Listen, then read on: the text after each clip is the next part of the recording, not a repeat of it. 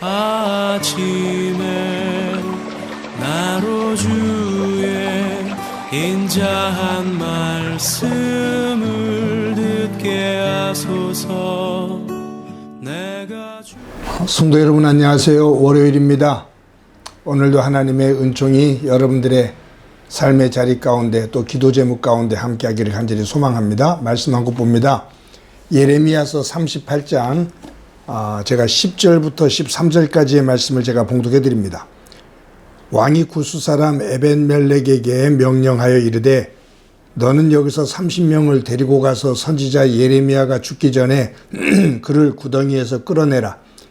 에벤멜렉이 사람들을 데리고 왕궁 곳간 및 방에 들어가서 거기에서 헝겊과 낡은 옷을 가져다가 그것을 구덩이에 있는 예레미야에게 밧줄로 내리며 구스인 에벤멜렉이 예레미야에게 이르되 당신은 이 헝겊과 낡은 옷을 당신의 겨드랑이에 대고 줄을 그 아래 대시오. 예레미야가 그대로 하매 그들이 줄로 예레미야를 구덩이에서 끌어낸지라. 예레미야가 시위대 뜰에 머무니라. 아멘.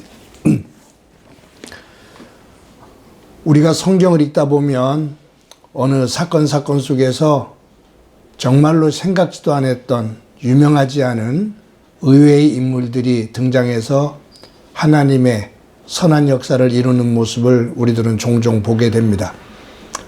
오늘 본문에도 의외의 인물, 전혀 알지 못하는 에벤멜렉이라는 인물이 나옵니다. 오늘 성경에만 나와요.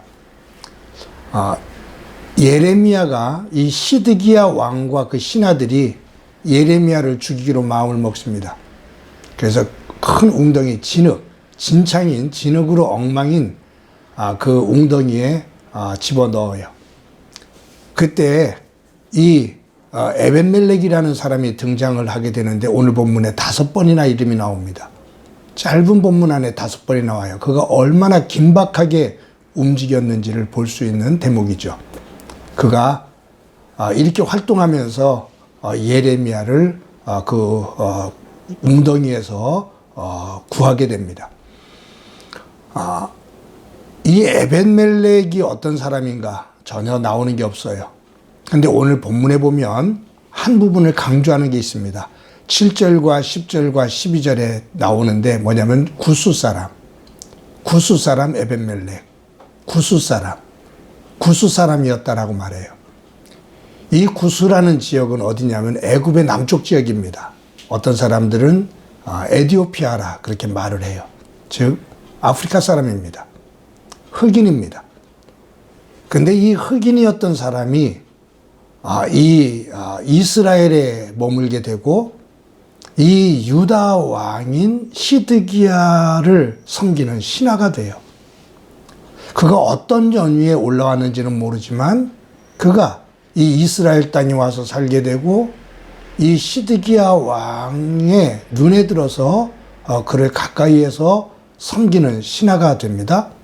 그런데 이 왕과 신하들이 예레미야를 죽이기 위해서 구덩이에 던져버려요. 그때 이 에벤멜렉이 시드기야 왕에게 이렇게 말합니다. 왕이여, 예레미야를 죽여서는 안 됩니다. 하나님의 사람을 죽여서는 안 됩니다. 라고 간청을 합니다. 그때 이 시드기야가 에벤멜렉의 말을 듣고 마음이 변해요.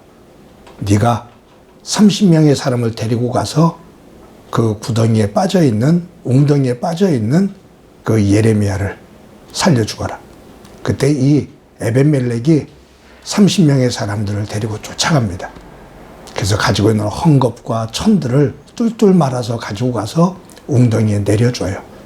그러면서 당신의 겨드랑이에 끼고 붙잡으라고 예레미야에게 말하고 예레미야가 그 천을 잡고 올라와 살게 됩니다. 여러분, 오늘 이 본문에서 이 에벤멜렉, 이 사람은 누구인지 모르지만 그는 예레미야를 하나님의 사람으로, 하나님의 선지자로 인정한 사람입니다. 왕도 신하들도 백성들도 어느 누구도 인정하지 않는데 이 에벤멜렉은 예레미야를 하나님의 사람으로 믿고 인정해요. 유대인들은 하나님의 사람을 인정하지 않고 그것을 볼 수 있는 눈이 없는데, 이방인인 흑인이라고 멸시하는 것이 아니라 아프리카 사람인 이 이방인이 하나님의 사람을 볼 수 있는 영의 눈이 있어요. 이 성경에서 구약에서든지 신약에서든지 묘한 흐름이 있습니다. 사마리아인의 비유에서도 마찬가지고요. 수가 여인도 마찬가지고요. 예수님께서 십자가를 지실 때 이분은 예수님을 향해서 하나님의 아들이다라고 고백했던 백부장에 있어서도 마찬가지고요. 유대인들은 하나님의 역사를 거부하는데 이방인들은 도리어 하나님의 뜻을 인정하고 따르는 유명한 예화가 있잖아요.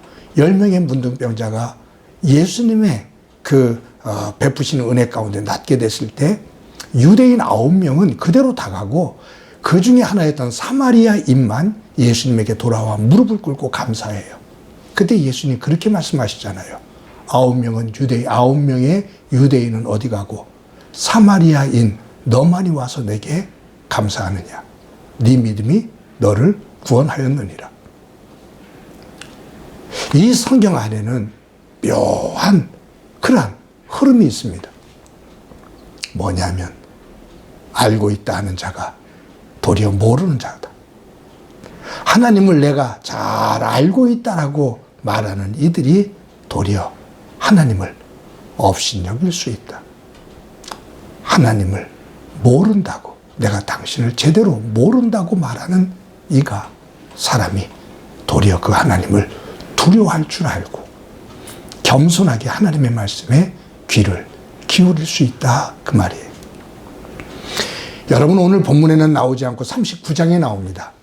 39장에서 하나님께서 예레미야에게 누구를 찾아가라고 말하냐면 에벤멜렉을 찾아가라고 그래요. 이 예레미야가 에벤멜렉에게 가서 축복을 하게 됩니다. 하나님께서 그를 축복하라 그래요. 그래서 예레미야가 축복을 합니다. 그때 하나님께서 하시는 말씀이에요. 이는 축복을 하신 다음에 하나님께서 예레미야를 통해서 축복하신 다음에 하신 말씀이에요. 이는 내가 너를 이렇게 축복하면 네가 나를 믿었음이니라. 하나님께서 하시는 말씀이에요. 내가 너를 축복한다. 왜냐하면 네가 나를 믿었기 때문이다. 왕도, 대제사장도 신실한 믿음을 가지고 있다라고 말하는 어느 누구도 내 말을 믿지 않았는데 이방인인 네가 나 여호와의 말을 믿었기 때문이다. 사랑하는 성도 여러분, 저와 여러분의 믿음이 겉으로 치장되어진 무언가 꾸며진 외형적으로 화려한, 그러나 내면에서는 신실함이 없는 그 모습이 아니라 외형적으로는 이방인이고 흑인일지 모르지만 내면의 세계 속에서는 말과 하나님의 말씀을 말씀으로 여길 줄 알았던 에벤멜렉과 같은 그와 같은 신실한 믿음으로 오늘 하루도 살아갈 수 있기를 간절히 소망합니다. 한번 기도합니다. 하나님, 오늘도 귀한 하루 허락해 주신 것 감사합니다. 오늘 본문에서 에벤멜렉이라는 생소한 사람을 봅니다. 그러나 그의 신실한 믿음 또한 봅니다. 하나님께서 내가 너를 축복하는데 그 이유는 네가 나를 믿었기 때문이다. 주님, 우리의 믿음이 하나님께서 기뻐하시는, 하나님께서 인정하시는 에벤멜렉과 같은 믿음이 될 수 있도록 은총 베풀어 주옵소서. 오늘도 그와 같은 길 걷기를 소망하며 예수님의 이름으로 기도드립니다. 아멘.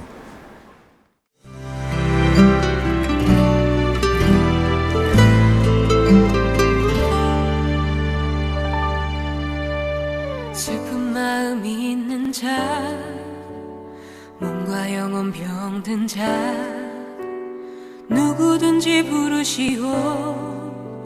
예수 이름 부르시오.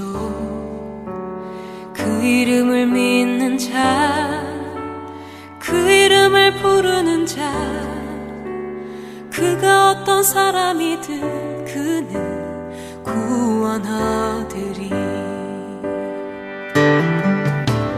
슬픈 마음 있는 자 몸과 영혼 병든 자